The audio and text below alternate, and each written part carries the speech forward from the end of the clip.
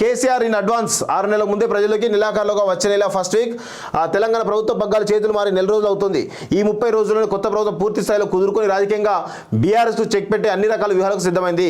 గత ప్రభుత్వ వైఫల్యాలను రేవంత్ రెడ్డి ప్రభుత్వం లెక్కలతో సహా ప్రజల ముందు ఉంచుతూ గులాబీ నేతల తీరును ఎండగడుతూ వస్తోంది. దీంతో అధికార పక్షం స్పీడ్కు కేటీఆర్, హరీష్ రావు సహా బీఆర్ఎస్ నేతలు కౌంటర్ ఇవ్వడంలో పూర్తిగా విఫలమవుతున్నారనే టాక్ బీఆర్ఎస్ శ్రేణుల్లో వినిపిస్తోంది. పార్లమెంట్ ఎన్నికలకు ముంగిట్లో కాంగ్రెస్ జోన్ ఆపుకుంటే మొదటికే మోసం తప్పదని గ్రహించిన బీఆర్ఎస్ అధినేత ఇక తానే రంగంలోకి దిగాలని భావిస్తున్నట్టు తెలుస్తోంది. కేసీఆర్లో మార్పాట తెలంగాణ భవన్లో శనివారం పెద్దపల్లి పార్లమెంట్ నియోజకవర్గ సన్నాహక సమావేశం జరిగింది.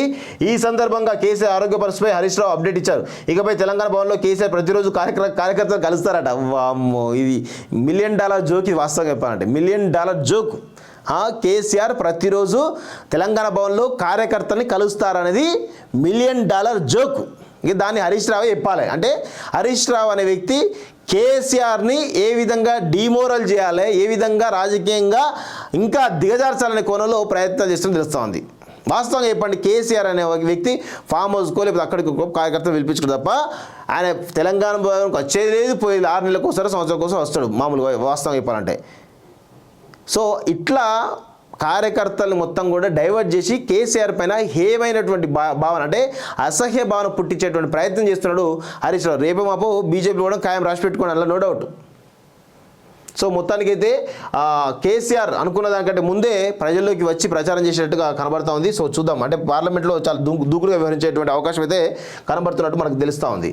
కేసీఆర్ ఇన్ అడ్వాన్స్ 6 నెలల ముందే ప్రజలకి నిలాఖరులుగా వచ్చే నెల ఫస్ట్ వీక్ తెలంగాణ ప్రభుత్వ పగ్గాల చేతులు మారి నెల రోజులు అవుతుంది.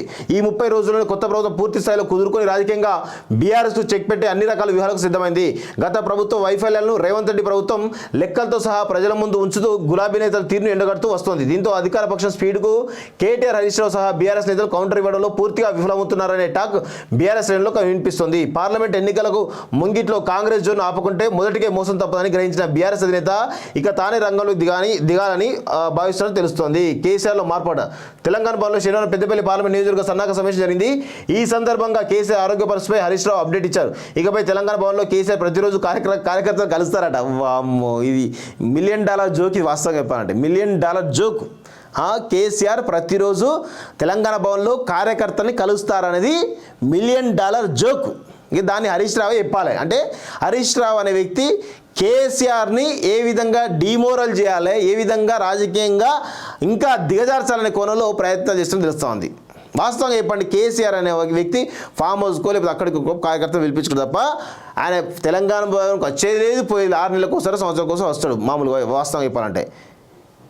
సో ఇట్లా కార్యకర్తలు మొత్తం కూడా డైవర్ట్ చేసి కేసీఆర్ పైన హేమైనటువంటి భావన అంటే అసహ్య భావన పుట్టించేటువంటి ప్రయత్నం చేస్తున్నాడు హరీష్ రావు. రేపు మాపు బీజేపీ కూడా ఖాయం రాసి పెట్టుకోండి, అందులో నో డౌట్. సో మొత్తానికైతే కేసీఆర్ అనుకున్న దానికంటే ముందే ప్రజల్లోకి వచ్చి ప్రచారం చేసేట్టుగా కనబడుతూ ఉంది. సో చూద్దాం, అంటే పార్లమెంట్లో చాలా దూకుడుగా వ్యవహరించేటువంటి అవకాశం అయితే కనబడుతున్నట్టు మనకు తెలుస్తూ ఉంది.